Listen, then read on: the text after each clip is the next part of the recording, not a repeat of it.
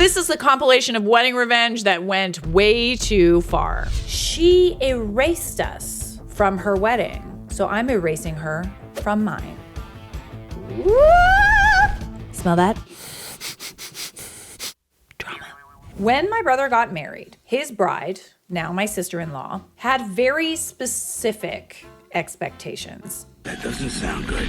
She wanted everyone in the family to wear their wedding colors, and we all did. People flew in from out of state. Everyone made an effort to make her feel celebrated. The day before the wedding, she made some offhanded but clearly pointed remarks about how our side of the family never takes anything seriously, and she wasn't expecting us to take this seriously either. Okay.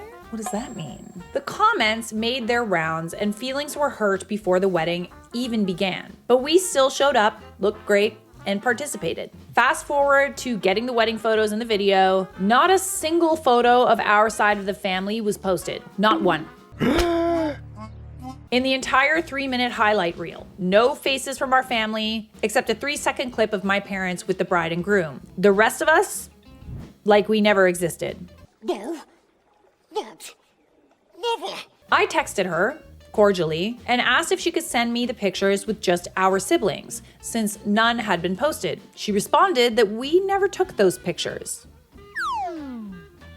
That's wild because I remember helping people adjust corsages for them. She doubled down on the gaslighting. Yeah, that's gaslighting for sure. Like trying to erase history and rewrite it. Yeah, that's gaslighting. I gave it 6 months and asked again. She suddenly had no idea what I was talking about. Fine. Here's where the revenge comes in. I'm getting married in 8 days. I've been engaged for 6 months and planning this moment since she tried to erase us. I hired a great photographer and videographer. What she doesn't know is that the videographer has a secret mission. Make it look like she's getting all the attention. Track her. Hover near her like she's the star of the show. She will feel so seen. And then the final cut, she won't appear for even 1 second.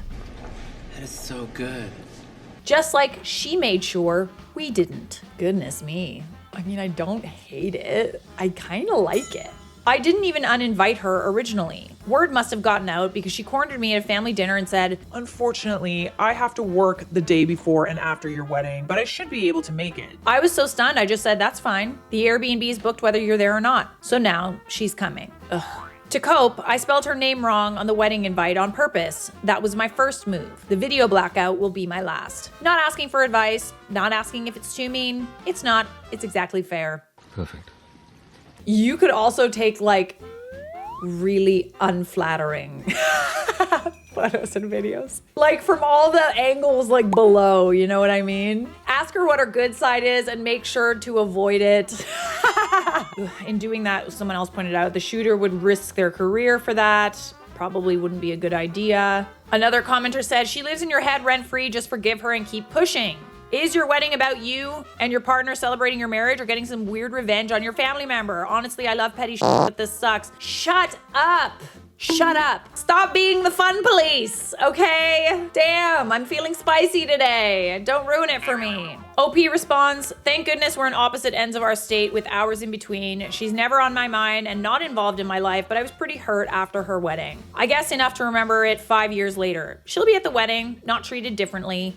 And I won't be focused on her at all. Like, I can see where some people are coming from, where it's like, oh, she's living in your head rent-free, like, move on and stuff. But, like, leave that up to the videographer. This was just a side quest, not a main goal. I was a little dramatic while posting this. So we do have an update. How's that serotonin in your brain? Is it releasing? So this was posted 9 days later after the wedding. The wedding was absolutely beautiful and I didn't have to think about this all day. We've been living on the love high that comes with the wedding and forgot about anything until YouTube remakes reminded me. Our videographer was given verbal instructions beforehand and made sure to know who sister-in-law was. As our sneak peek clips have been given back to us, I have yet to see her in any of the footage. Our videographer told us they had 200 gigabytes of raw footage, so sister-in-law will be in some footage on a hard drive somewhere, but she won't end up in any of our Instagram highlights. We will see about the final video. So is this taking it too far? I mean, whatever. Like, who cares? You know? It's one of these things that's like, I don't even know if it could come back to haunt you, because it could just say, oh, honestly, like, the footage that we did get, like, you didn't look very good. So we thought that you would have preferred to, like, not be in it. You know? Love ya. I feel like it's an easy out. Someone said, just a reminder, this was posted in petty revenge. Of course it's petty. Literally. Why are the people that are in this subreddit saying, oh God, be the bigger person? Do you know where you are? We are not the bigger person. In any respect. And for those of you who are kind of waiting to see what pans out with her like wedding video, it takes a while. I'm just saying, it takes a few months to get that wedding video back. We will all have to wait to see the aftermath. All right, we got some more sister wedding drama for you, serving it up on a nice, hot, steamy platter for you. Yum. This was posted in the Charlotte Dobre YouTube subreddit. My sister is being called a bridezilla and is apologizing to me after 6 years of no contact. I found Charlotte during my wedding drama. I wasn't gonna post about it, but things have changed and now I must. I simply must. I love it. I, 37 female, at the time 31, married my husband Kevin, 38 male, at the time 32, in March of 2019. But to start this story, I have to take you back to October 31st of 2018. Set the scene. Interior, office, night. It was Halloween. So, this was the day Kevin proposed. One of our friends has a kick-ass Halloween party every year. It's always themed and everyone goes all out. Sounds like my kind of party. That year, the theme was Till Death Do Us Part. We went as Sweeney Todd and Mrs. Lovett. Ooh, good costume. Sometime in the middle of the night, the song changes to I Miss You by like Blink-182. Ooh. And just as it switches to the bridge, it cuts off and I look over and there he is in a god-awful Amazon wig on one knee. Of course, after I said yes, our friend played By the Sea. Ooh, cute. Cute, cute, cute. The next day, I had my sister, at the time 27, Sarah, meet me at my mom's, where I told them both. Sarah was happy and congratulated me. My mom, however, was ecstatic. She kept talking about how amazing the day would be, rattling off details and dates. I ignored her. This was my first mistake. To save on space, I'm just gonna give you highlights on the things my mother pulled. Y'all ready for this? I do have to mention that for our wedding, we wanted all the guests to wear either all white, so many women wore their wedding dresses and it was beautiful, or all black because our wedding colors were silver and emerald. Kevin wore a gray suit with emerald accents. I wore a silver dress with emerald accents. And our wedding party wore emerald with silver accents. Wow, cool. It's cool, I say. 1. She went wedding dress shopping alone and bought a dress for me because she hated the idea of me not wearing white. 2. We didn't want flowers. She said that wasn't acceptable and ordered lilacs using my credit card. I was able to cancel as soon as I got the alert. 3, she was pissed that we wouldn't add people to our guest list that she wanted there. Not even family, coworkers, and church people we never met. 4, speaking of church, we're both agnostic, so we wanted a non-denominational officiant. That was a week of hell. 5, she booked the venue without me or Kevin seeing it or picking the date it was booked for. Oh, Lord. 6, she bought a silver dress to wear. It was a satin gray dress like a bridesmaid would wear. I found out about this early and we bought a gray dress for Kevin's mom to wear too, so it looked planned. Aren't you wearing a silver dress though? That's the story of my life. No respect. I don't get no respect at all. 7, she spent the whole day sobbing, forcing tears. I swear she used eye drops, so her makeup was running down her face. Sobbing not because I was getting married, because she realized I canceled the flowers and didn't wear the dress she bought. And 8, she cut my wedding cake and served herself a slice before dinner was served. Well, I tried to be reasonable. There are so many more small things that happen, but those are the highlights. Every time I would catch something or say no to something, she'd run to my sister, her sister, anyone that would listen and cry about how horrible I was being. That she was so excited for me to get married and I wasn't letting her participate at all. I told everyone the things she was trying to help with and no one believed me. They called me a bridezilla and said I was a bad daughter. Easy there. So after the wedding, I cut everyone off. I wasn't super close to the other family members because we live in different states and my sister was so angry with me that she wouldn't return my calls. So let me guess, she didn't believe you, and now that she's getting married, the same thing's happening to her? Ironic. Fast forward to now, Sarah's boyfriend proposed on Christmas. There it is. I've gotten no less than 17 phone calls from her begging me to call her back and apologizing for not believing me. It's even worse for her because everyone is saying she needs to give mom more grace because I cut her off. Why is no one believing you? Poor her. Super annoying. I'm posting because I hope my sister sees it. I told you so. Enjoy your lilac and jasmine flowers. I hope she wears white, spends your first dance sobbing loudly, and cuts your cake. Edit to add, everyone keeps saying stay no contact. There's zero chance that will ever change. I spent a lot of money on therapy to get her nagging voice out of my head every time I did something differently than she would have, and I won't go back. Good for you. And even if my sister cuts her off, I have no desire to have a relationship with her either. I mean, I don't blame you, honestly. I absolutely cannot stand it when, you know, you have like a falling out or you're having issues with someone in your life and like people are like, Well, they didn't do anything to me. okay, just wait. Just wait. Oh, it's so satisfying. It's so satisfying when they find out. I'm not someone that will cut someone off because they're still friends with or still, you know, in contact with someone that I've had a falling out with or had issues with. But it does feel nice when they get treated the same. Told ya. And they start to realize what you were talking about. Yeah. So we do have an update. A few people had asked if there was anyone I could reach out to just to get some details. I've decided to call my cousin. We'll call her Amy. I didn't cut her out back then. She didn't come to the wedding, and we've just never really talked, so I didn't feel the need to. I called her, and after the first 10 to 15 minutes of, How are you? I asked about Sarah's wedding. Turns out Amy and Sarah have gotten closer in recent years, and she's in the wedding party. I told her Sarah had been calling me asking for help, and I wanted to know what was going on before I decided if I was willing to call her back. Amy understands everything because she's seeing firsthand what my mother is doing. She has no issues keeping my boundary if I decide to stay no contact with my sister. Here's a list of the things my mother has pulled since Sarah got engaged. 1. Posted pictures of the proposal online before Sarah could even announce it. 2. Threw a fit because Sarah's partner proposed with a family ring. Great granddad status, I guess, and not a new one. 3. Posted photos of Sarah in every wedding dress she tried on, including the one she went with. Oh, brother. 4. Made save the dates at home on her computer and then sent them with the wrong date. 5. Called the caterer and demanded the menu be changed from buffet Chinese food to barbecue because it's American. I guess she'd swallowed the red pill since I left. Oh, okay. Okay, noted. But honestly, some of these things are just like so like, are you like just really dumb? Well, we've all been there.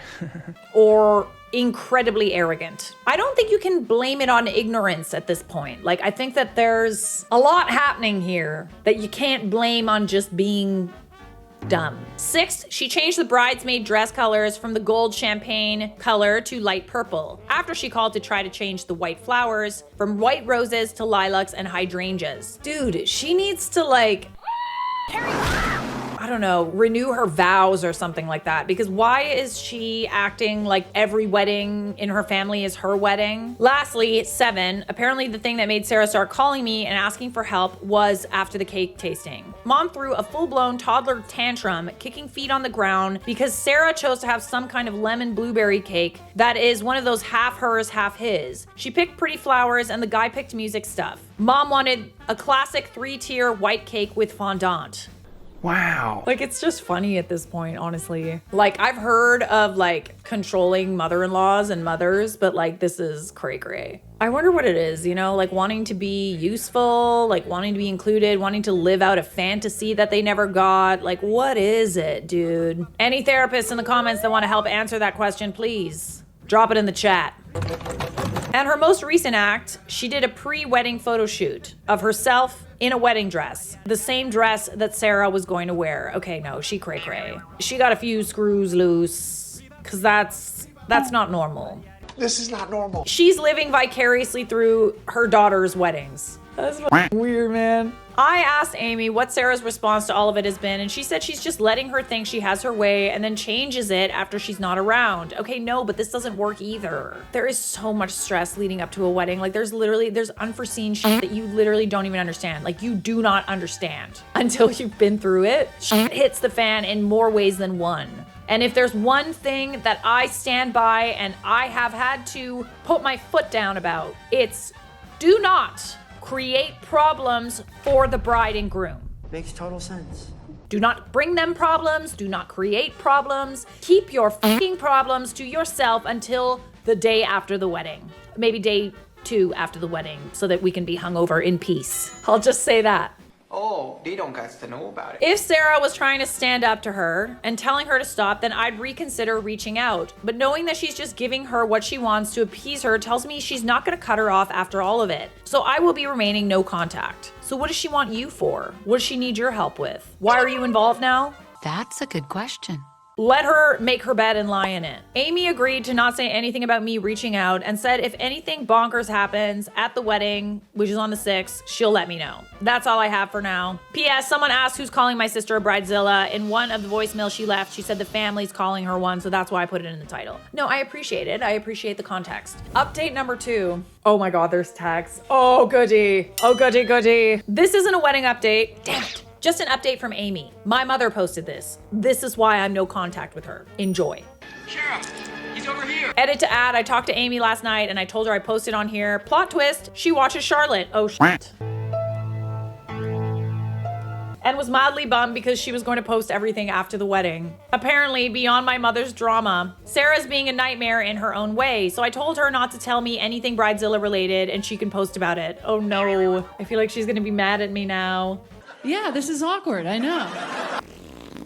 I'm squirming a little bit. I wish I didn't know that. Oh no. Did I talk a lot of shit in this? I feel like I did. Oh no. It's the best part.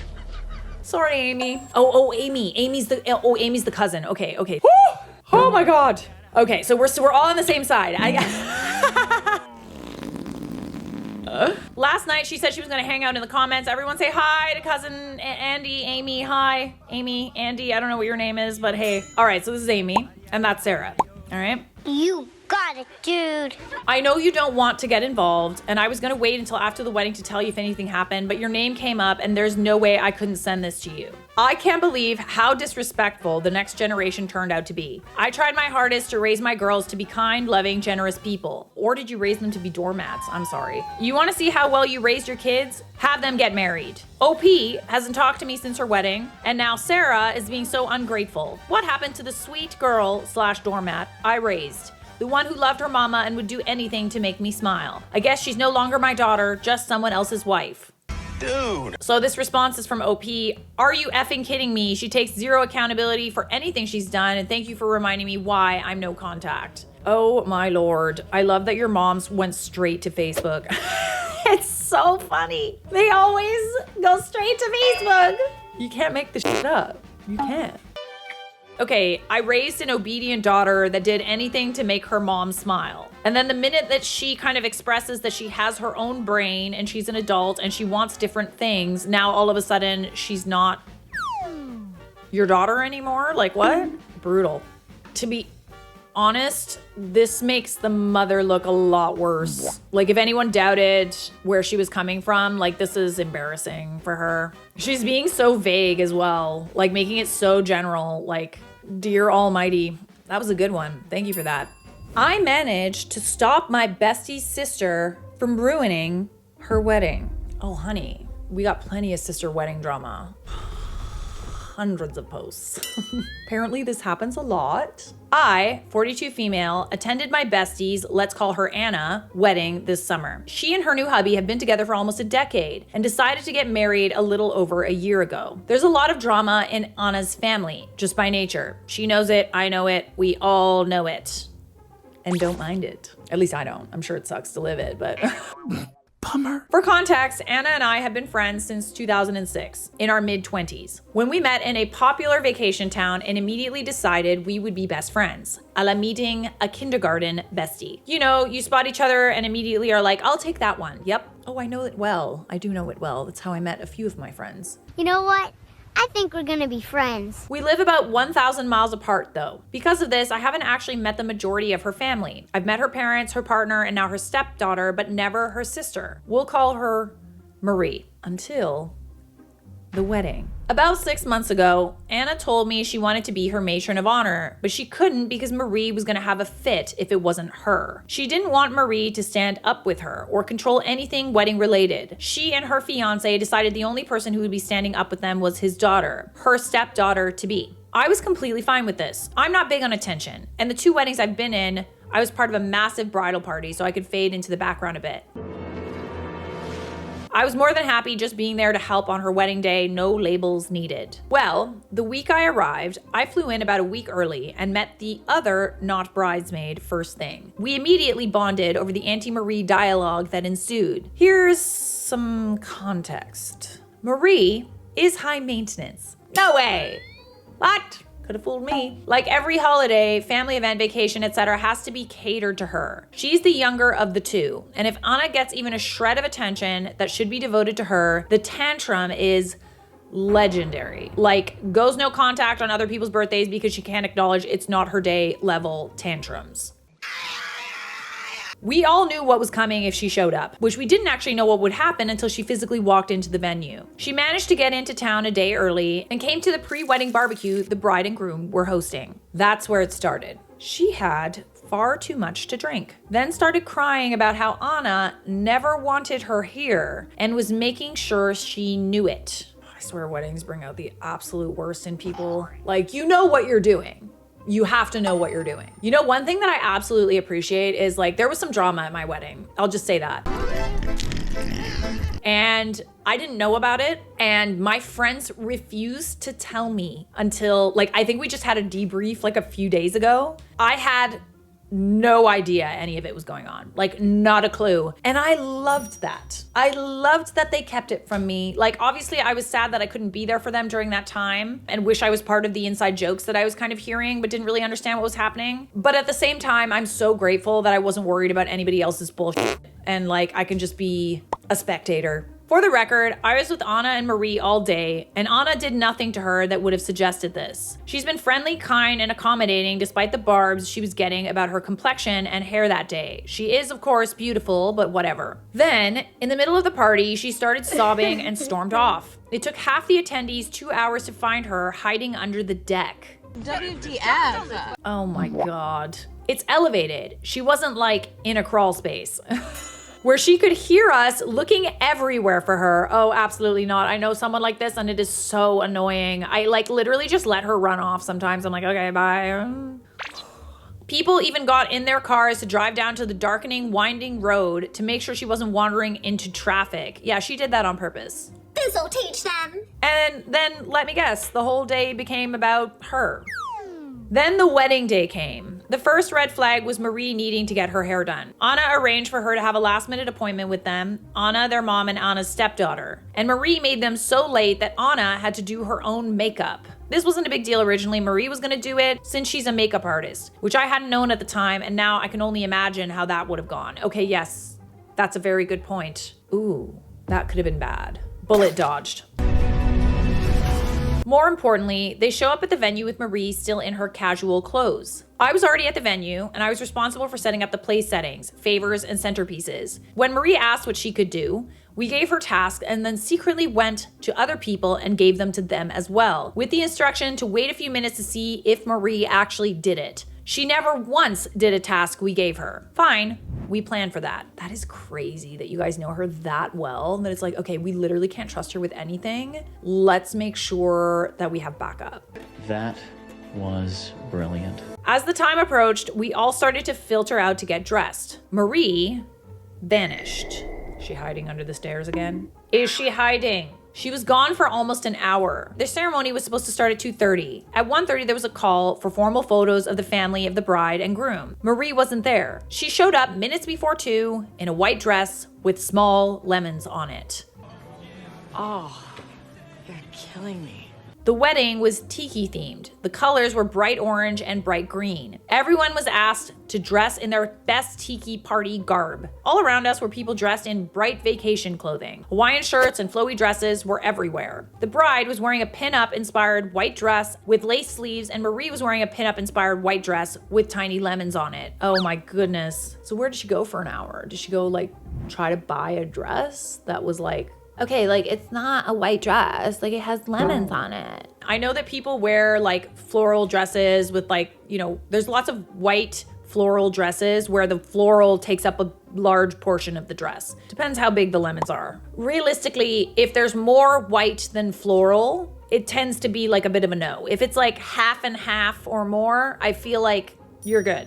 Do I think the white dress with tiny lemons was deliberate? I mean, yeah, because it's like, you can't get mad, there's lemons on it. But I digress. Again, you can't really get mad because there was lemons on it. It's just important to note, am I right? That is correct. From there, it was a series of things. She tried to change the playlist from the one Anna had curated. When she couldn't change it, she tried to get the bartenders to let her behind the bar to add music. She wanted to draw all over the newly restored 1969 Morris Minor 1000 Traveler that Anna and her husband had spent over a year working on. This had been blatantly shut down already before the wedding. Immediately after the father-daughter dance, she privately threw a fit to their dad that Anna got a dance and she didn't. Literally, the bride. She tried to take the MC's microphone 3 separate times, no reason given. There were no speeches requested by the bride and groom, literally because of her. That is so shitty that you had to like compromise on things that you really wanted, like having bridesmaids and having speeches, all because you're afraid of what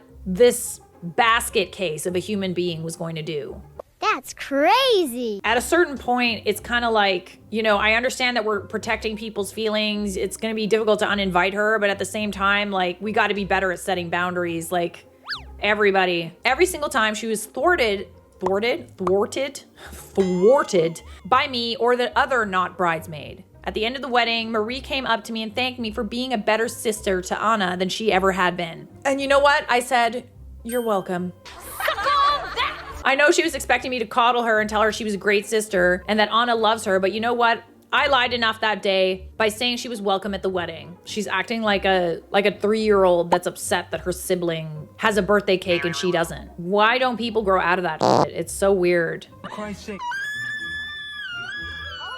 And that is how I made sure my bestie had the best wedding she could possibly have. You are a very, very good friend. I really appreciate you, and I wish more friends were like you. Some people are like, the parents seem normal. How did the sister end up with so much main character energy? I feel like it doesn't even have to come from crazy parents. I feel like it comes from parents who want to give their kids everything or are too nice and don't say no, you know? And it comes from a good place. So funny when people have kids and they're all... At the same time, if kids learn that no one ever says no to them, they start to lose it a bit. If there's one thing that I'm gonna teach my children is that life, I'm gonna spoil the shit out of my children, but life ain't fair. You don't get everything you want. Why?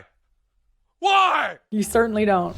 My husband got jealous over the girl he led on for years at our wedding.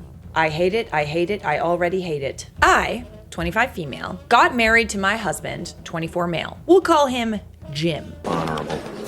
A week ago, after dating for 2.5 years, Jim has a friend called Misha, 22 female, who was invited to the wedding. He and Misha have known each other since high school and were close friends. And Misha had a very obvious crush on Jim from what he and others know and what they've told me. Okay. Side eye. Jim told me this after I met Misha for the first time and confessed that he leaned in to her crush and led her on throughout her high school years and for a little while after. Before we got together because he was struggling with his mental health and he really liked her attention. Okay. This is nasty. He seemed genuinely guilty about all of that because he thought Misha was a nice girl and a good friend. And because he showed guilt, I didn't feel the need to bring it up or argue about it, despite thinking it was a really crappy thing to do. Plus, Misha is a nice girl who's never overstepped boundaries and has been nothing but kind and friendly toward me. And I now consider her a friend too. So Misha moved away to the city last year and has done really well for herself. She has a long-term boyfriend who none of us have met yet, so when it came to sending wedding invites, I told her she was welcome to bring him as her +1. The first red flag came when Jim was weirdly resistant to the idea of Misha bringing her boyfriend, but he excused it on being concerned about the number of guests we invited, and the matter was dropped. Okay, the side-eye cam is getting some love today. Just getting a little bit of love. When the wedding day came, Misha showed up in this beautiful dress. Nothing inappropriate for a wedding. And with her boyfriend on her arm, who I'll admit is a very handsome guy. Think a Kit Harington type. You know nothing, Jon Snow. She also lost a lot of weight and has a haircut that suits her better, and I thought she looked great. We found out throughout the night that her boyfriend is very successful and earns more than practically anyone else who attended. Good for her. Love that. You know who doesn't love that? Jim. Throughout the reception, I noticed Jim glaring at Misha and her boyfriend the whole time. And he was really cold and short toward her when she came over to congratulate us and give us a gift. He was also straight up kind of rude to her boyfriend when Misha introduced us to him. Oh, absolutely not. No, no, no. Yeah, this is jealousy for sure. He thought that she was always gonna be there to boost his ego. You're a joke.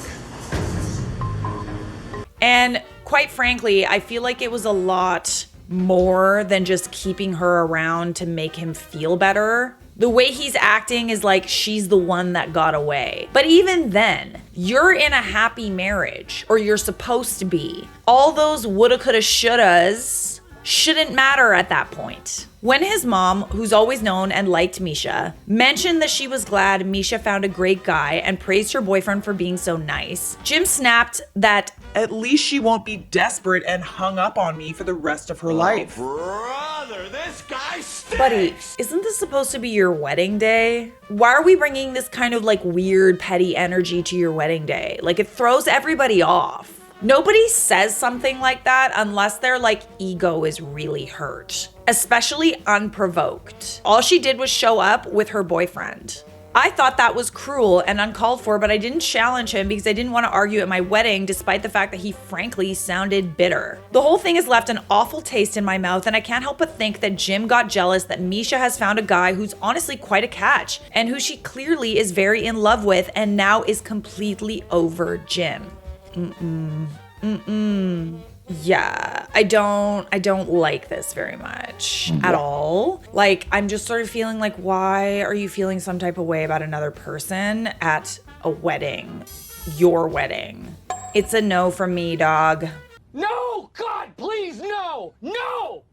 No! Half update, after getting some PMs from people, I decided to go through his phone while he was napping after work, and needless to say, this marriage is over. There's a big surprise! That's an incredible... I think I'm gonna have a heart attack and die from that surprise! I'll post a real update when I have sorted everything out. Oh no. Remember what I said about him probably having feelings for her? He minimized the situation so as not to upset you. But like, something tells me it was not one-sided. Misha was not obsessed with him. He was likely having an emotional affair.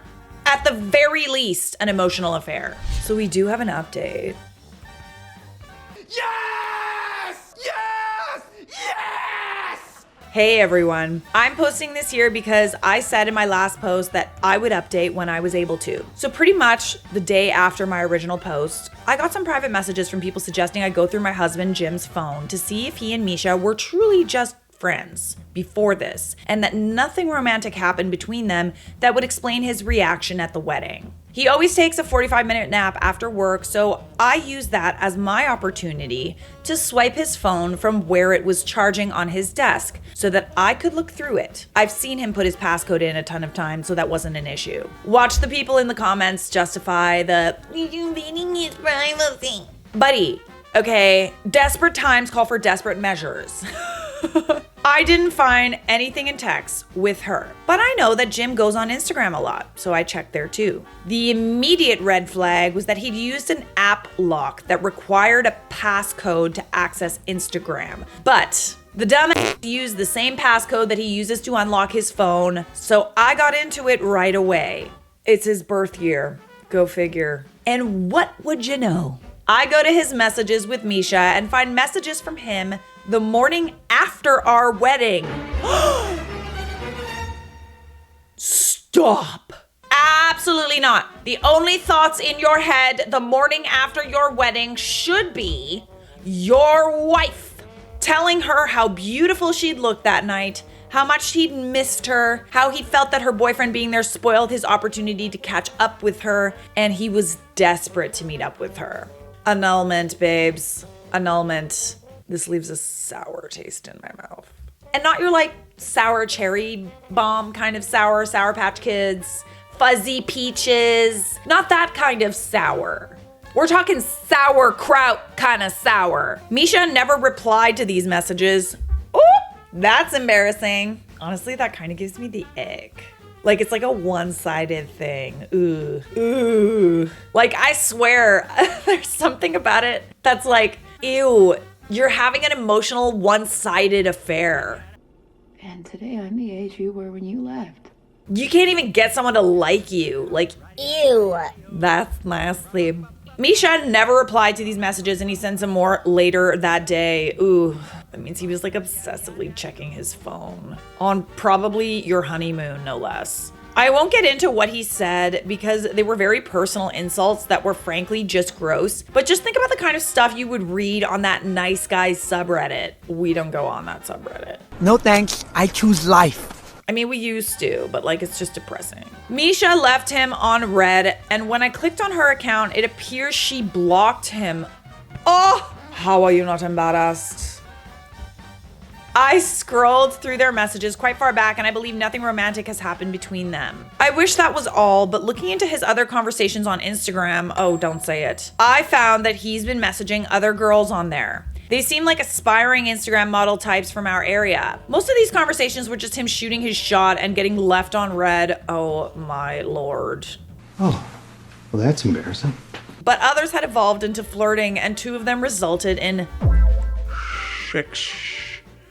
spicy sex messages. And the most embarrassing part of all, wait, no, there's more embarrassing things. That wasn't the most embarrassing part of all. I can't watch this. We can't put that on YouTube. The photos he was sending to these women weren't even of him. How are you not embarrassed? Oh gosh. I know what his body looks like, and he doesn't have chiseled abs. And isn't that, what's the word?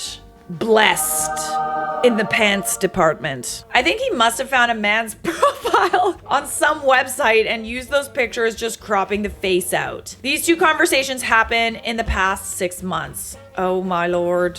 Very embarrassing indeed. I ended up texting his mom and his brother from my phone, asking them to come pick him up from the apartment, and then I went to wake him up. I told him I knew about the girls he was messaging on Instagram, that he needed to pack a bag and get the hell out before I started throwing his stuff onto the street and causing a scene. He started crying. Good.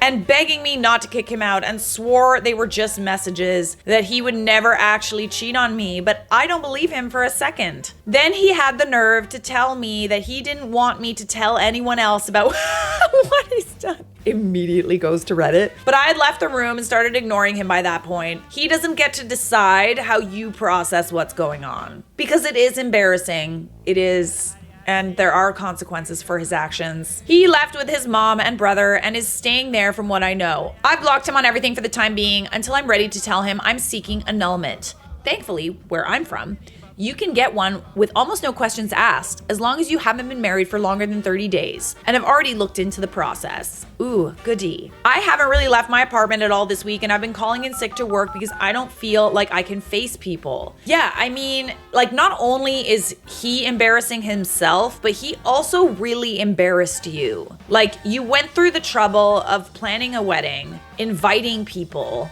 doing all the bells and whistles, dreaming of your big day, falling in love with this man, imagining a future together. And all the while, he was out there, like, making a fool of you. Ugh. Idiot. I don't know how you're gonna deal with this, but I can understand, you know, not wanting to deal with it for like as long as possible. But then again, you also have to worry about him like going around and like lying about why you're not together. So there's that. I'm so embarrassed that I've wasted 2 years on this man and I married him in the first place. Girl, do not be embarrassed. I know that this is kind of humiliating, but at the end of the day, it's like, how are you supposed to know that stuff? You sounded like some kind of psychic or something just now. He deceived you. you thought you were marrying someone else. He is the one that lost. Okay? I don't feel like I can even talk to people about this, so posting here has helped, and I'd like to thank you for all your kind words, advice, and support. I might reach out to Misha when the dust is settled, but I think I'll need to build up some courage for that. Like, Misha didn't necessarily do anything wrong, but like, I do kind of wish that she gave you a heads up. Like, I mean, you did say that there was no like infidelity before that, and it kind of just took place like after the wedding. Like, listen, I feel like it would be good for you guys to talk, because who knows, maybe she will shed some insight, some light, some illumination, and maybe the whole crush thing wasn't a one-sided thing on her part. We girls gotta stick together, okay? All right, we do got one last update. Hey everyone, I just thought I'd give an update 4 months later to my situation, since I still get messages of support on here every week or so. You'll be glad to hear that I was able to get the annulment and I didn't have to go through a messy divorce with Jim. I had struck an agreement with him that I wouldn't tell a soul about his cheating or what happened with Misha, and would leave him alone forever if he agreed to the annulment and got it over quickly. Oh, finally. Does anyone wish she was just like a little pettier? Like just a little bit pettier? But listen, I understand divorces can get messy if it means that you can both move on and he can learn from this as fast as possible. Like, I almost feel like there should have also been like a, you know, You can't say anything bad about me. When you tell people what happened, you don't like lie. that's always something that I'm worried about whenever there's like breakups, right? I did end up sticking my end of the bargain, but it ended up not mattering because it turned out his brother is quite the gossip and let the cat out of the bag over Christmas after getting into an argument with Jim while drunk. Yeah, I mean, like that kind of makes sense, because like how are people, what, like your marriage is over, like people are gonna find out. A lot of Jim's family were pissed and asked for the money they contributed to his half of the wedding fund back. Honestly, fair. Call the police. When people give you a wedding gift, they're expecting that money to go toward like not only your future but maybe your honeymoon, and it's like, hey, but like if that's not happening anymore, then like I kind of want the money back. I wish you could do that. Apparently some people do. A couple of our friends plastered everything on Facebook and humiliated him. It was interesting to watch the back and forth between them and Jim, honestly. I lived in our apartment and covered the rent on my own while he lived at his parents' until the lease ended back in January. And now I'm living with my dad, and I plan to stay here for a while and take things easy. In January, I tried reaching out to Misha via text, asking if she'd like to meet up for coffee and talk about anything. I never got a response directly from her, but a few days later, I got a call from her number, and it was her boyfriend on the other end. He said they were both sorry for what had happened to me, and they hope I'm doing well, but Misha thought it was best to cease any contact, as this whole ordeal had made her anxiety and mental health problems spiral and landed her back in therapy. Back in therapy. What the hell did Jim do to her? Okay, maybe it wasn't Jim. Maybe she was in therapy for other things, but like, I did ask why she never told me that Jim had messaged her the day after the wedding, and her boyfriend confessed that he advised her not to get involved. And his direct words were, I'm sorry to sound rude, but it's not her circus. okay. I'm a little disappointed that she doesn't want to talk to me, but I get where she's coming from, and I can't force her to do anything. To be fair, like she does have a right to not talk to you about it, but at the end of the day, what is she possibly gonna say? Like, yes, he led her on, he was awful to her, like, you know all of these things, and you're not in a relationship with him anymore, and you're certainly not married to him anymore, so like, Whatever. it's water under the bridge at this point. To be honest, I think she's been looking for a way to divorce herself from our hometown and the people she and Jim knew back in high school for a while now. As for me, I'm also in therapy, as I want to sort through these feelings and get back to feeling good about myself again before I ever think about entering the dating scene again. Listen, I'm actually very proud of you for standing on your business. You stood on business, baby girl. You stood on it. You did not accept a man that, like, even though he was being kind of like, did he go out of his way to physically cheat? No. But, like, you're strong. You are not okay with putting up with less than you deserve. So you should feel very good about yourself and your standards. And I'm proud of you for leaving. It's not an easy thing to do, especially when you literally just got married. You're supposed to be happy right now. I've also been firm about ending friendships with anyone who's taken Jim's side, as I don't want him finding his way into my life again. So far, he's stayed away from me and hasn't tried to contact me, although his mom reached out over Christmas to ask me if there was any chance I might forgive Jim and take him back, as in her opinion, You two are just meant to be together. I mean, at this point, that's kind of insulting. Maybe she doesn't know the full situation. Probably not, because you haven't told her. But like, still, I feel like you deserve better than that. I wouldn't say that you're meant to be together. I didn't respond to her and I blocked her on pretty much everything. Blocked and reported. All right, so I've been reading some comments of people who, think that my channel is really one-sided and that, I don't really talk about like bad girlfriends and bad wives and like that I'm always taking my anger out on men. And listen, I don't want you to feel that way. That's really not what I meant. I want you to understand women are much more likely to talk about their problems, relationship problems, on social media. It's not like I'm purposefully avoiding the men. They just don't post as much. So this is an open call for the men who watch this channel to head on over to the Charlotte Dobre YouTube subreddit and tell us your stories. If you want to see more men on the channel, let's hear it. Because literally, like, it's kind of hard to find, honestly. It is. Am I the a-hole for insisting that I have nothing to apologize for after my husband read my diary? I'm trying to stay focused here, but my edibles have kicked in. I need it first.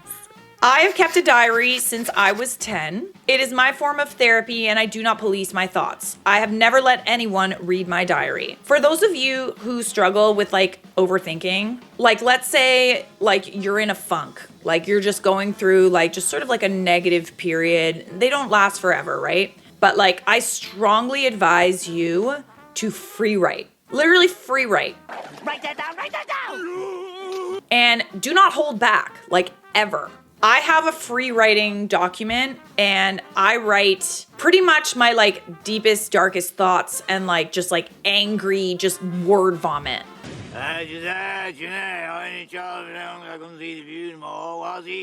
This has honestly helped my mental health a lot, but there's things in there that it's like, you literally just, it's just vomit, you know what I mean? It's just vomit. You don't necessarily mean everything you say, it's just to get that out of your head and out of you, like onto physically something else. It's even better if you can actually write it down. I've just noticed that it really, really helps in periods where I'm dealing with stuff. It's been very helpful for me. So my husband and I started dating over a decade ago. One day, a couple of months in, he was over at my apartment and I had hopped in the shower. When I came out, he was sitting on the bed, shell-shocked. He said he read my journal, which was mostly about my life as a newly single woman. He told me it really stung to read all that. Ouch, town population, you, bro! But wait, hold on. How did you find it? He said he was looking for matches. He couldn't tell me why he kept reading even after he knew what it was, but his apology was sincere and I forgave him. Not too long after that, things got messy. He started getting very sad or very angry, referring to things he read. His feelings were so intense that I started apologizing for my thoughts. Anyway, we got married. I'm sorry, the way you're writing this is killing me, dude. I can definitely sense the fun gummies.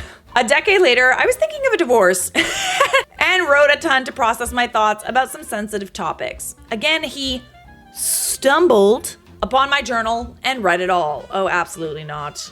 I was pissed, but he convinced me that he would never do it again. Besides, he was really hurt by the things I wrote, and I felt bad. Having thoughts is not a crime. If you can't do the time, don't do the crime. Let it go, but he started getting sad or angry again, thinking about what he read. Once more, the intensity of his feelings led me to apologize for my thoughts. I hate this. I hate this already. Now here we are, married with kids, setting up Scrabble on a Friday night. He went to find a piece of paper and came back quiet and distracted. I asked if everything was okay. Oh my lord. He looked at me sharply and told me he just read my journal.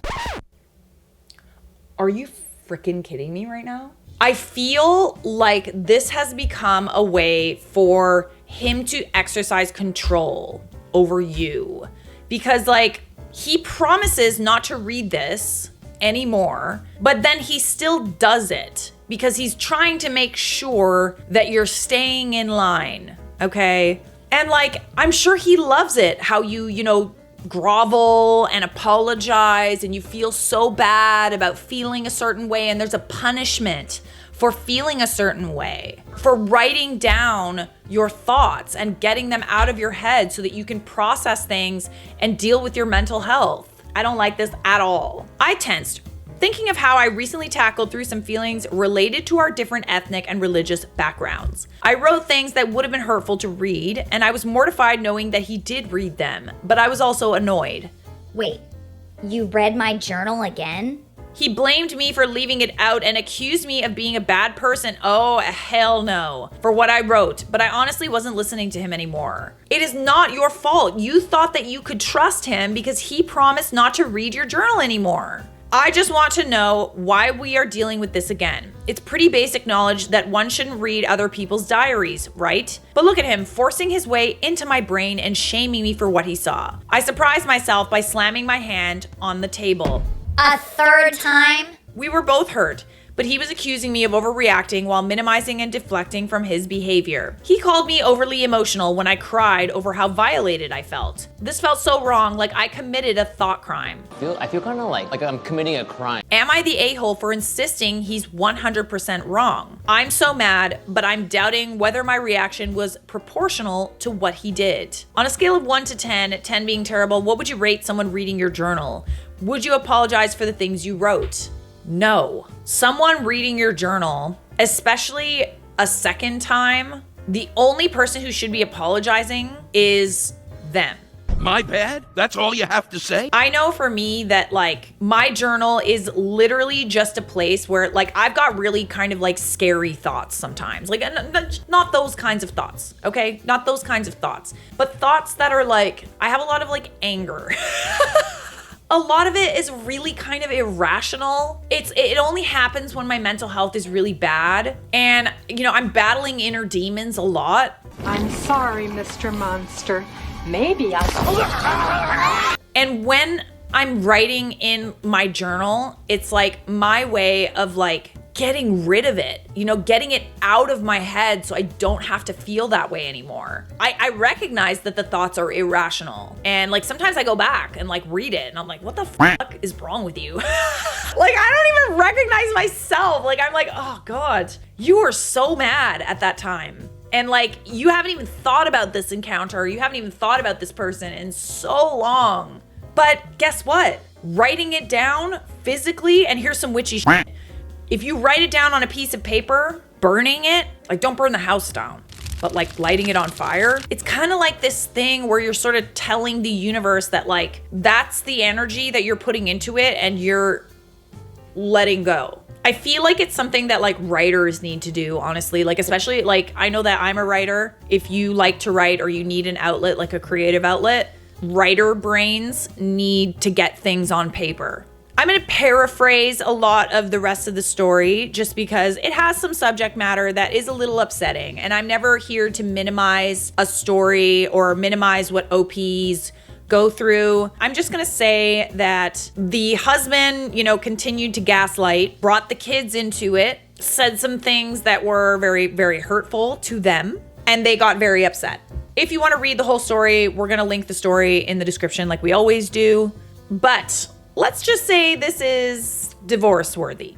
I will keep the update itself brief. The kids and I are safe, and I am divorcing my husband. The incident I posted about was so jarring I could no longer downplay the I'm really sorry that happened, but just remember at the end of the day, you are not a prisoner to your thoughts. You deserve a place to be able to like vent about it, write those things down, and like you should not be judged for that. And you certainly shouldn't have a husband that doesn't respect your need to do that.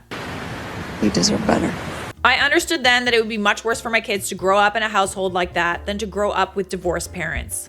OP kind of goes on to say that, you know, this was a history of emotionally manipulating, gaslighting. There were a lot of issues with regards to this relationship. And that's why I genuinely believe that the journal thing was about control. So for those of you who are confused in situations like this where people are in these types of relationships, I can't say the word, but you know what I mean. Let me just, Okay. OP actually did try to leave at the beginning of their relationship, and she said that in an update. She remembered she tried to end things a couple of months after they started dating. He was love bombing her, and she felt smothered. When I told him that I wanted space, he was devastated. I see now that that was the turning point. I prioritized his feelings over mine. I gave him the benefit of every doubt. I convinced myself that the red flags I was seeing were aberrations. Please, only one of us can hallucinate at a time. But she recently moved into a new place, her home closed escrow, and the details of her divorce are finalized. These past few months were a unique kind of hell, but I'm now bursting with hope and happiness. I'm finally free of him. This is a happy ending, okay? This is a very happy ending. Honestly, I'm glad he read your diary. I'm genuinely glad, because if he hadn't, you wouldn't be here. Am I the a-hole for wanting to uninvite my sister-in-law from my wedding? My fiance, Nate, 27 male, and I, 26 female, have been together for almost 3 years. He proposed to me about 6 months ago, and shortly after, we found out I was pregnant. We are planning on having our wedding in the spring of next year. Nate has a twin sister, 27 female, who we will call Kayla.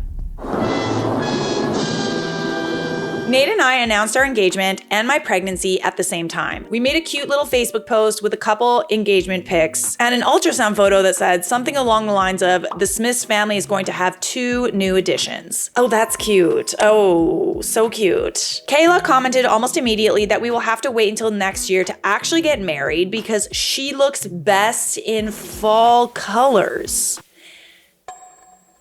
And as my maid of honor, she'll get a say in choosing bridesmaids' dresses. Is that a joke? This is a joke, right? Tell me that's a joke. Bold of you to assume that you're the maid of honor and that you'll get to pick bridesmaids' dresses even if you are. I literally stared at my phone wondering if I read something wrong. I showed the comment to Nate and asked him why she thought she would be my maid of honor. He had no clue. So I texted her, and this is how that exchange went. Hey Kayla, I see you saw our announcement on Facebook. Thank you for being ready to step up for me, but we haven't started working out our wedding logistics yet. And I haven't picked my bridesmaids, much less my maid of honor. Once we have more details of the wedding worked out, we will let you know. Well, you don't have to choose a maid of honor anymore. I'm your maid of honor. Oh. I don't understand. I never asked you to be. You don't have to ask. That's what makes me such a good sister. I'm sorry, you're not my maid of honor. We'll see about that. Safe to say it wasn't a joke. Oh, I'm already so uncomfortable. Oh gosh. I showed these messages to Nate, who said he would deal with it. I have no idea what the extent of their conversation was, but Kayla never brought up being my maid of honor again. She just reared her ugly attitude in different ways. Oh my goodness. It's really strange to assume that she would be your maid of honor when she's not officially even your sister-in-law yet. Maybe she could have a bridesmaid and she could be a bridesmaid, but maid of honor, no. That's reserved for besties and sisters or mothers or grandmas. I don't. As of now, Nate and I have booked the venues, caterer, the florals, decorations, and the DJ. A couple of months ago, I invited mine and Nate's mothers along with my sister Sam, who I asked to be my maid of honor, to do some dress shopping. Kayla found out from her mom and invited herself to tag along. Okay. Are you being for real right now? We're already sticking our little fingers in the pies. I don't like fingers in my pies. Don't. I know you're thinking it. That's what she said. We started by looking for a dress for Sam. I wanted my bridesmaids in a pretty pastel yellow. Oh, so cute. Good choice. But Sam is gonna be more golden. Kayla would not shut up about how yellow is such an ugly color.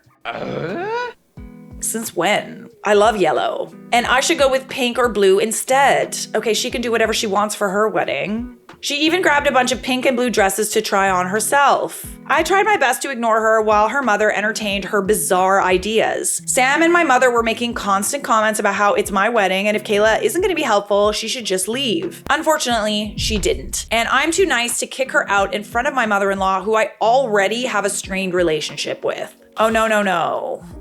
First of all, yellow is not an ugly color. I have seen like a beautiful pastel, like butter yellow, looks so good. I love me some yellow. This girl is just trying to project what she looks best in on you. And also, is she a bridesmaid at this point? Is she even a bridesmaid? If she's a bridesmaid, it would make sense because she's trying to wear the color that she likes wearing. I don't know. We'll find out. Our mothers were able to shop for their dresses with little interference from Kayla. But as soon as I start trying things on, she has all sorts of things to say. She would tell me that certain styles wouldn't look good once I had a baby bod.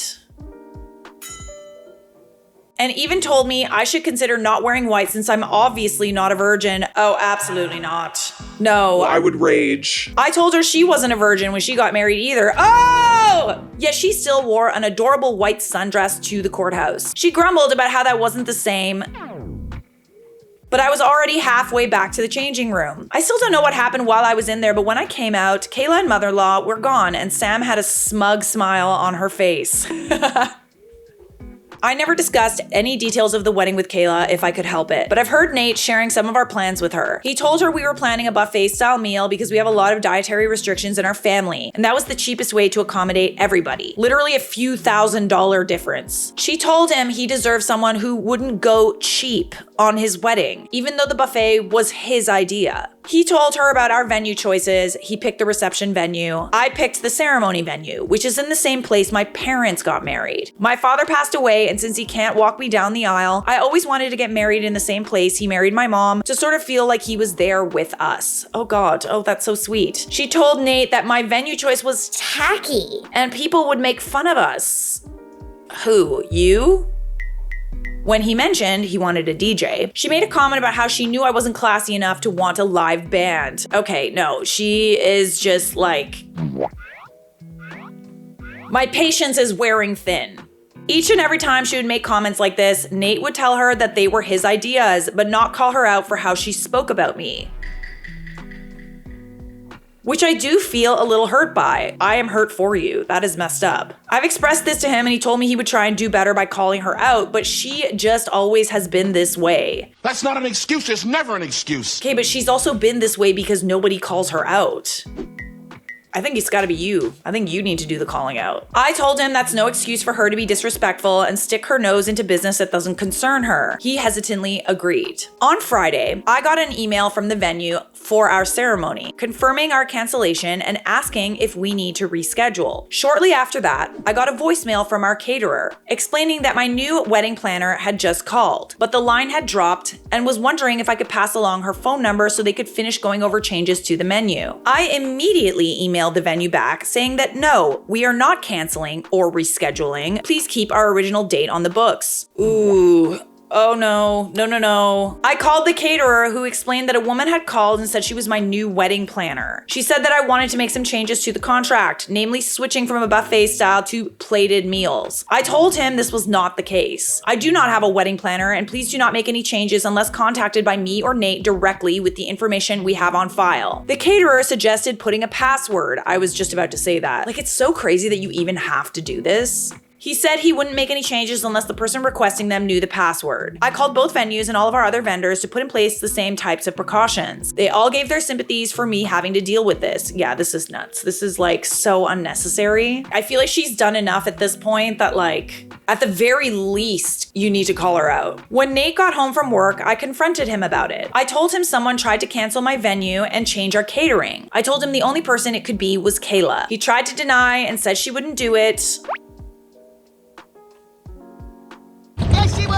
I guarantee she would. But I reminded him of how she's undermined and insulted me during every step of this engagement. I told him I wanted her uninvited. I will not give someone who's already done so much to make this wedding stressful the opportunity to do something like show up in white. He fought me on this, but I basically told him I felt disrespected by him over how he's allowing Kayla to treat me. I feel like sometimes men do not understand the nuances and like how catty some women can be. Just because she's not that way toward you does not mean that she's not that way toward other people. And he should listen to you when you're telling him all this stuff. I feel like if you call her out, she's not gonna listen. If he calls her out, she might. I'm his partner and the mother of his child. My feelings and comfort should be more important to him than his sister's childish antics. Period! Period! Period! Period! We met with her for lunch earlier today, and once we got dessert, he asked her if she was trying to make changes to our wedding plans. She said, and I quote, "Well, yeah, it's the maid of honor's job to make sure the bride is making the right decisions." You keep using the word. I do not think it means what you think it means. But you're not the maid of honor. You're not the maid of honor. Before Nate could even say anything, I told her she's not my maid of honor, and even if she was, that would not give her the authority to undermine our decisions and make changes to the wedding plans and budget behind our backs. She said she didn't see what the big deal was since her grandmother had offered us a pretty large chunk of change as a present to help pay for the wedding. No, objection, Your Honor. This is totally irrelevant. Is she trying to say like, oh, well, you wouldn't have this wedding if it weren't for my family? Like, what does that mean? I told her again the wedding budget is none of her business. She tried to argue, but I cut her off. Okay, so like what's happening with your like future husband at this point? Cause like I'm not liking how he's again not doing anything. I told her that her behavior regarding our wedding thus far has been nothing but disrespectful and insulting. I told her trying to cancel my venue had crossed the line and she was no longer invited to the wedding. She seemed absolutely shocked by this. She looked at Nate, waiting for him to defend her, and then he did. Throw the whole man away. He looked at me and said, "Why don't we give her one more chance?" How about no? I asked if he was kidding and he said no. How many chances can you give someone? Fool me once, shame on you. Fool me twice. Fool me 3 times. Oh my God. Kayla was only doing what she thought was best for us. And now that we've told her that wasn't okay, we should give her a chance to correct her behavior. I didn't even respond. I just got up and left. I went and got in my car and drove home thinking to myself if he wanted to side with his sister, then he could rely on her to get home. I ignored him trying to get a hold of me. I almost feel like she's trying to get rid of you. Part of me thinks that like she's just genuinely doesn't like you and does not want you to marry her brother. Who in their right mind would do this unless they hate you? Once at home, I packed a small bag and left for Sam's house. I told her everything and she told me I could stay as long as I needed to. But now she's at work for the night and that's where I am. Trying to process what just happened. Trying to figure out when I became second place in Nate's life. Trying to figure out if there's any way to fix what he just broke in me. He keeps switching between asking where I am, telling me he didn't think it was that big of a deal, and apologizing and asking me to come home and talk. But you told him that it was a big deal. You literally said that it was a big deal to you. It doesn't matter if he thinks it's a big deal or not. And it should be a big deal. Like, I beg your finest pardon, but it should be a big deal for him that someone is literally bullying his future wife and mother of his child. I don't feel ready to talk to him just yet. I'm too upset and I feel like I'll do or say something I will regret, like call off the wedding altogether. I just told all my vendors that we aren't canceling the wedding, but right now I kind of want to. I don't know if it's my hormones making me feel crazy or if I'm valid in how hurt I'm feeling. I just don't know what to do or what to think. So am I the a-hole for not wanting to give her a second chance? Or is my fiance right that she deserves a chance to prove herself before she's uninvited from the wedding altogether? As much as I already know what's going to happen, I don't like how he seems to sort of be undermining you and like not affirming you. This is also about his support of you. You're not only giving the sister-in-law a chance, you're also giving your fiance another chance. So you could, but be warned that you might be disappointed. And when that happens, you need to seriously think about whether or not you want this person in your life and if you want to go through with this wedding altogether. But let's see what the comments said. You are in the right, and I think a wedding cancellation or at least a delay is in order. I mean, yeah, you could delay and just like stand on business and just like put your foot down. At the end of the day, marriages are a contract, right? They're an emotional contract. You kind of have to think about from a perspective of, is this a good deal that you're signing? And if it's not a good deal and they're not willing to give you what you want, like it sounds kind of like trivializing it, but it's not. It is a contract and it is the most important decision that you will make in your life. Because marry the wrong person, they will make your life a living hell. So you need to be willing to walk away from any contract to get all the terms you want. You know, speaking as someone who has done a few deals in her day, I have no problem walking away. Bye, Felicia. None whatsoever. I don't necessarily do it because it's like, oh, that, this person, this, blah, blah, blah, blah, blah. No, I'll do it, but I need to feel fully comfortable with what the contract says. I need to feel fully comfortable with what the marriage is. And that's just the way it has to be. And like more often than not, they do come back and give you what you want. It's a negotiation, you know what I'm saying? His sister tried to change the venue that was meaningful for you because it was a reminder of your father. To cancel that over anything else is not just over the line, but it's cruel. You gave him many chances to get her in line, he failed. One thing I would recommend if you go forward with him is that when meeting with her, let him take the lead. Even if you don't agree with what he's saying. It will be the biggest indicator of his mindset and ensures that she can't blame you for the boundaries he's placing. OP responds, thank you. He just keeps saying, I just don't know her well enough to know that all her comments and jokes are harmless. Not a joke. That was not even a joke. I mean, that's kind of subjective, isn't it? Like, if you find them hurtful, then that's not really up to him to decide. But this wasn't just one comment. She actually tried to cancel my venue. I honestly couldn't care less about the catering. That one was weird, but my venue was special. It was too far. So lots of people are like, why are you marrying into this mess? You need to step away from the wedding. This is not a good idea. Some people are like, oh, this post isn't real. I mean, you would be surprised how, coming from someone who's done a lot of these stories, it's not that uncommon. Like, it's really not that uncommon. I feel like the root of this is she wants to get rid of you. We do have an update. There were lots and lots of comments asking for an update, but I wanted to wait until after I had talked to Nate. I spent last night at Sam's house and mostly ignored Nate's texts and calls. Kayla texted me once telling me not to let my hormones make me irrational. Okay, so what's her excuse then? I just blocked her, but someone advised to unblock and silence her notifications so if she escalates, I could maybe use it in court for my custody case. I did unblock her earlier today, and I'm glad I did, but we'll get there. Yeah, everybody saying, you know, like, cancel the wedding and stuff like that. Like, please also keep in mind that, like, she's pregnant. This is a difficult decision. Like, she's basically deciding to be a single mother, and like, that's hard. That's a really hard path to take. It's easy for us to just sort of read it and be like, yeah, obviously, why are you marrying this guy? This has to be fake, blah, blah, blah. Understand that she is pregnant. She doesn't want to be a single mother, or she'd rather not. I replied to Nate at one point telling him that I was safe and at Sam's house and I would be home today, after work to talk about everything. I expressed again that I was feeling really hurt about not being heard or backed up by him and I needed time to decide what I wanted to do. He asked what I meant by that, if I meant canceling the wedding altogether. I told him that is exactly what I was considering. His reply, don't let your hormones make you do something irrational. That's not even him talking. That's not him talking, that's Kayla. Dude, maybe he's like condoning this behavior because like he actually doesn't really see anything wrong with it. Maybe there's a lot going on behind the scenes that you don't know about. Cause like, how could anyone be on her side at this point? Unless he also feels the way she feels. Anyone else want to take a guess as to where he got that line? Oh, we already guessed, so.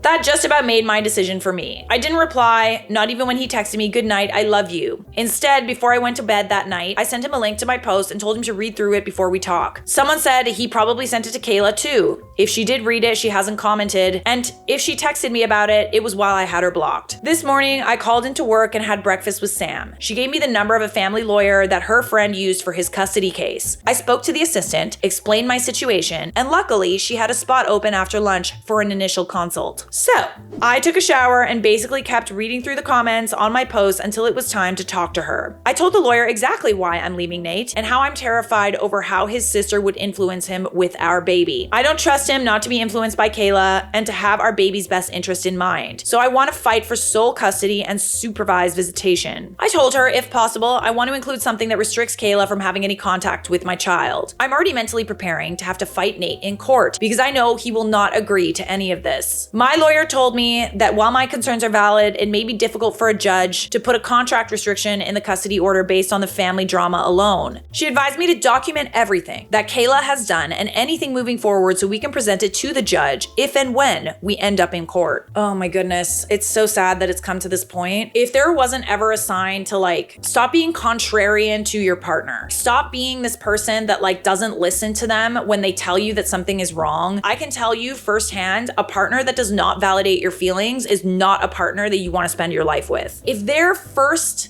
response to you being hurt by another person is to somehow make it your fault and you're crazy and your hormones and all these things, if that's their first response and it's not to protect you, that person hates you. She gave me a list of things to think about, like if I want Nate to get any custody at all or just visitation, how I want to handle things like medical care or education for my child, if I want to put communication restrictions like only talking over text. Lots of things I would have never thought of and never thought I would have to think of. We were supposed to do all of this together. She told me to take a few days to gather my thoughts and decide on what I want. I scheduled an in-person meeting for this Friday to go over everything. Hopefully, I will have my mind straight by then. But if anyone has any advice on when it comes to what to put on these custody papers, I'm all ears. I'm not someone who has ever dealt with something like this, but if anyone has any advice, either OP sees this or maybe there's someone else that's dealing with something like this, it would be helpful. After the phone call with my lawyer, I checked some more comments and took a much needed nap. When I woke up, I had a text from Nate asking what time I would be off work so he could have dinner ready for me when I get home. I told him I would be there around 5, but if Kayla's there, I will be turning around and leaving without a word. Ooh, something tells me she was invited. I then asked him if he read the post I sent him. He said I did, but I would rather talk to you than read you bash me and my sister on the internet with a bunch of strangers. You just don't get it, do you? You don't. I wouldn't necessarily say that that was bashing. If he took it as bashing, then... Don't worry, I told Kayla she's not welcome. This pissed me off beyond belief. Clearly, he either didn't read the post or still doesn't realize how truly in the wrong they are. Either way, I lost all motivation to try and work things out. I'm just done. I texted him, don't worry about dinner. All I will be doing is gathering some more things and dropping off my lawyer's contact info. There's nothing more for us to discuss. He asked what I meant, what lawyer, and told me he's been waiting to talk about this. All I said was, fine. Sam wished me luck before I left and assured me I was welcome back once we were done talking. I told her I would absolutely be back and thanked her for everything so far. When I got home, Nate had dinner ready just like he said. I ignored him and went straight to our room to pack up some of my clothes and toiletries. He tried asking me if I really wasn't going to talk to him. Yeah. But I ignored him for the time being. Just seeing his face made my anger flare up and I wanted to be smart about our decision. After a while, he gave up and went to eat in the dining room. When I was finished, I went and sat with him at the table but didn't touch any of the food. Petty girl. I started a voice memo on my phone before I said, go ahead. Oh, goody, yes, good. He looked at me all confused, and I told him he's the one that wanted to talk and must have a lot to say, so go ahead. And I'm also recording you, by the way, so I can listen to your gaslighting later on. And also show it to the lawyer, the judge. He stumbled over his words for a while, but ultimately started off with an apology, trying to tell me he didn't realize I was so upset with Kayla's behavior. Well, I told you 100 times. I asked him if he remembered how I cried after I got home from dress shopping because of her comments about my choices and my body. If he remembered having to talk to her about not being my maid of honor. If he remembered how our conversation just a few days ago, when I told him canceling my venue held so much sentiment to me, was way too far over the line. He said he did each time and tried to add a but to argue. No buts. Knock it! That is undermining how you feel and undermining how someone has hurt you. But I cut him off with my next example. I told him after all that he should 100% have known that I was beyond done with her BS. I told him I was so hurt and pissed that I wanted her uninvited. But he wanted to give her another chance. To what? Cancel our DJ and book a live band? Dye my dress red or show up in white herself? He told me she would never do that. No, she is exactly the type of person to do that. She's literally already done it. Literally, she's already done it. I told him, he told me she would never cancel my venue, but she admitted to it in front of our faces. I told him I don't trust his opinion on his sister and that he is just as delusional if she thinks she will change. I asked him why he even told her so many details of our wedding anyway. What does her opinion of our wedding even matter? He tried to tell me that because Kayla didn't get to have a real wedding when she got married, she was just a little too excited about ours.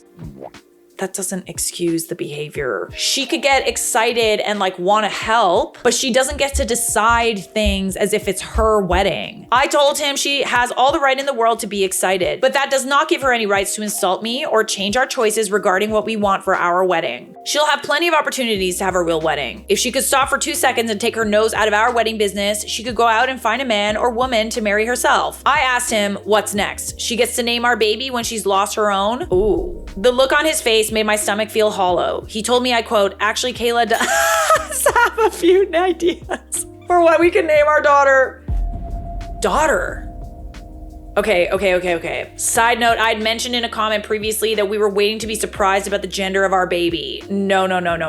So he knew and he literally just told you in this conversation? No. We were discussing baby names and had settled on the top 3 for each gender. We agreed to keep them to ourselves until the baby was born. I asked if he said daughter and he looked like a deer caught in my headlights. He backtracked, but I pressed the issue. I asked him flat out if he knows the gender of our baby. He hesitated, but ultimately he confessed to remembering that I had filled out an information release at my first OB visit. So he called the office and asked them for the results of our gender scan, claiming we changed our minds and he was going to do a reveal for me. Oh, no. He literally does not care about your boundaries, dude. Like, he does not care. I feel absolutely sick and violated. I asked him what the he was thinking. He said Kayla was feeling left out since Sam was planning my baby shower and not including her, and she couldn't wait to find out. No. Absolutely not. I demanded he tell me everything. What else has he gone and done behind my back? Did he give her the idea to pretend to be our wedding planner?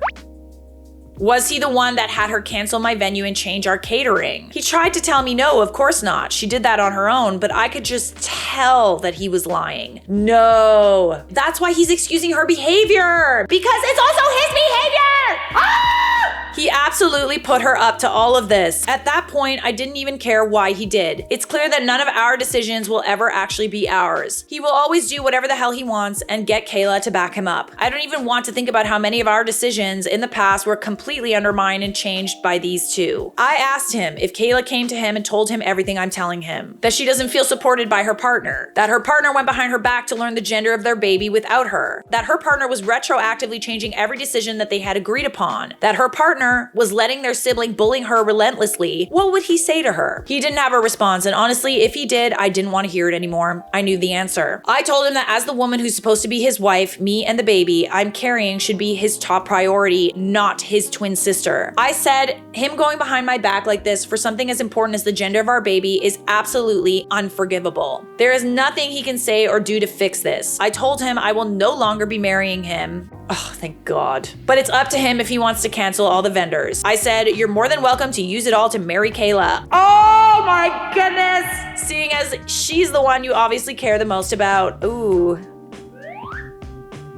He tried to backtrack and apologize and explain, but every time I cut him off and told him I had heard enough and my mind was made up. There is no going back now. If he wants to have the slimmest chance to get me back and have a real relationship with our baby, he will need to attend some serious therapy and do work on himself and his relationship with Kayla. I told him no woman in her right mind would ever marry him while he was this enmeshed with her. I told him that any contact we have moving forward will be through my lawyer. I want nothing to do with his family. And if I get what I want, they will have nothing to do with my daughter. I can't believe that's how you found out. Dude. Oh my God. Because I'll be damned if I let him subject her to this treatment. I put my lawyer's name and phone number on the table and walked out. He didn't try to follow me. So now, on top of dealing with my lawyer for the custody case, do I have to file a complaint with my OB office? Are they allowed to just give this information without my express consent? Or did me stupidly putting him on the information release form I signed give them the blanket consent to share any and all information with him? I don't know if you can do anything there, honestly. God, I didn't think that this could get any worse, but I guess that's on me for being naive. You're not naive, dude. This is a very messy situation and it's not normal. I'm glad I recorded the conversation and got him to admit to doing all of this. Oh my God, I forgot you were recording that whole time. Ooh. I don't know if or how it will help my custody case, but I sent it to my lawyer with a note that we can discuss more on Friday. Even if it doesn't help with your custody case, if you ever feel a little weird about the conversation and just like, oh, maybe I could, forgive him and stuff like that, listen to it. I'm back at Sam's place. She was already at work when I got back, but I texted her to wake me up when she gets home. I need my sister. I called my mom and told her everything that's happened. She cried for me for a while and asked me if I needed her to do anything. I asked her if she'd be willing to go to the house with Sam and get the rest of my stuff because I don't want to see Nate right now. Just picturing his face is making me feel sick. She said she's more than willing. Kayla did text me again. I'm assuming Nate talked to her after I left. Okay, so she's involved yet again. It was a very long and cruel message that I don't want to repeat. Good, she can marry her own brother. It's what she wants, isn't it? But to summarize, she called me delusional and a control freak who can't let Nate make any decisions for himself and insulted my venue choice once again. And then says she hopes my baby is stillborn because I don't deserve to be a mother. So much for second chances. Honestly, after reading it, I thought the message would hurt, but it just gave me a really good laugh. It honestly should, because that is just like pathetic. You're trying to say something to hurt me, but all it really does is make you look like a horrible person. I took a screenshot and sent it to my lawyer. And that's where we're at. The wedding is off. Yay! I will call all the vendors tomorrow and see if we can get any deposits back. If not, I'll let them know how to contact Nate and Kayla to see if they would like to keep things as planned. Let them throw a party for all I care. But I will be canceling my venue regardless of my refund. Neither of them are gonna step foot in that sacred place if I can help it. I didn't realize how much I was letting this weigh on me until now. I feel like a huge weight has been lifted off my shoulders, even though a new one is settling very quickly. Writing everything out like this is truly freaking helpful for me to process how I'm feeling, what I need to do. Thank you again for everyone and for all your advice and for showing me I'm not crazy. You're not, baby girl. Your feelings are valid. So are you the a-hole for wanting to uninvite your sister-in-law from your wedding? No. Subscribe!